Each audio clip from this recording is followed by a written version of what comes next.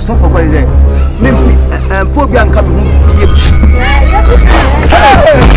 Jesus. Obiani said one of them was a head. Obiani said one of them. And to forget more, I'm not working on you. I said, let me go into it. Now I go and tell me what do I want to have because but hey, I mean,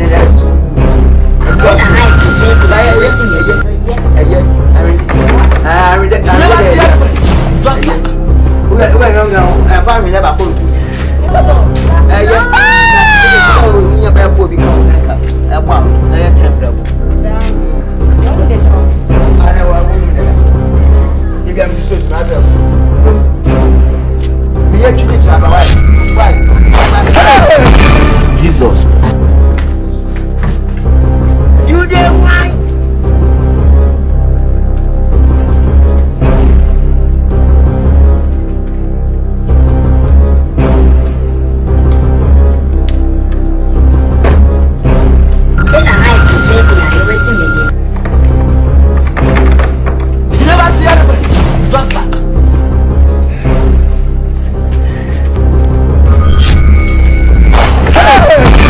Jesus. You did why?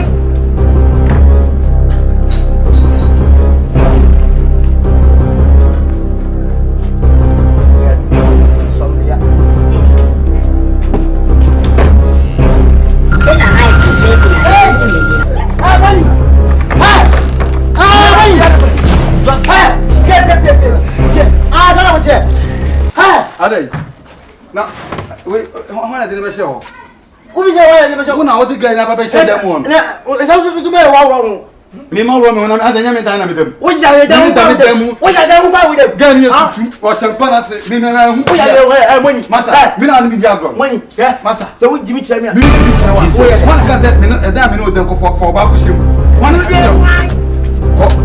One guy said, damn minute of all quiet. When you are like a Jesus, I was winning. I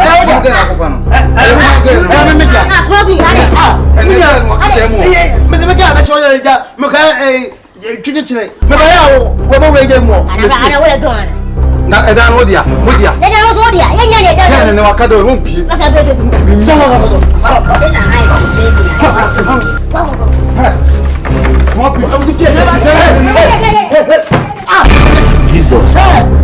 That's it. My camera was a lady. Come on,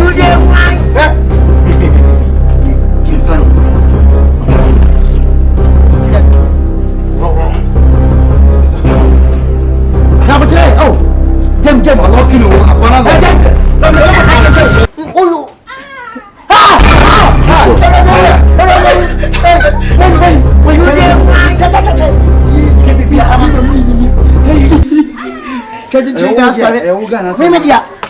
my mom is once. Get me.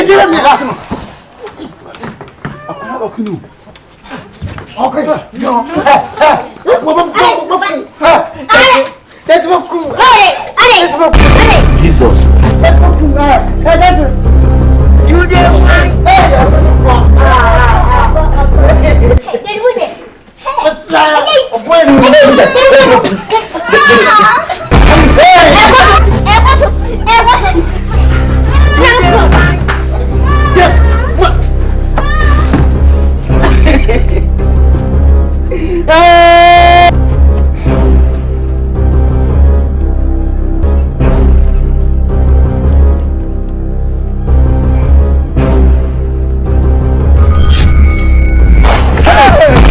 Jesus. You did why?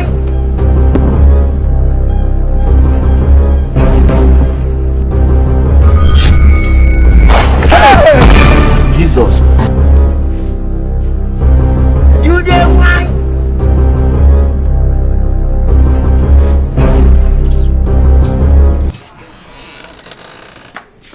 Jesus.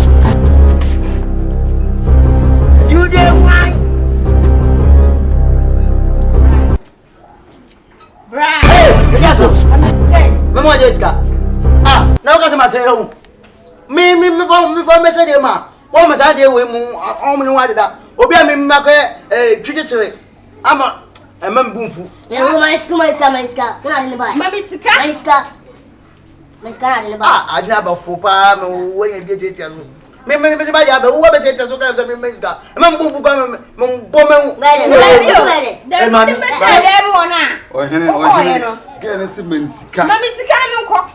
What's the matter? You better get them. I'm going to share them on our coin and cabra from a tuna come down in my room. Come on, Jesus. I never know how to go. Maybe some have a family. You do, Mammy, and me. Mammy, Sammy, go. No, about my own. So, what do you mean? I guess I'm committing her. I am Kadaha and family. Let me say about Sonia, and you do it by you. Obey to them. Your room. Jesus. Can't I don't get it. You did. I'm from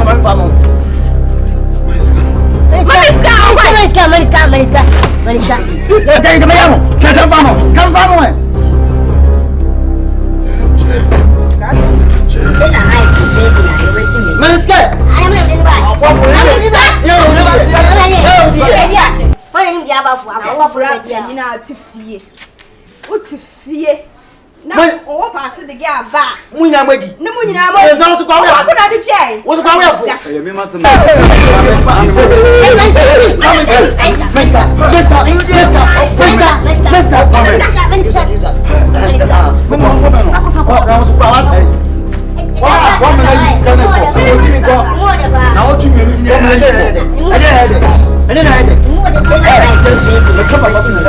I swear, who got the trouble? What's every?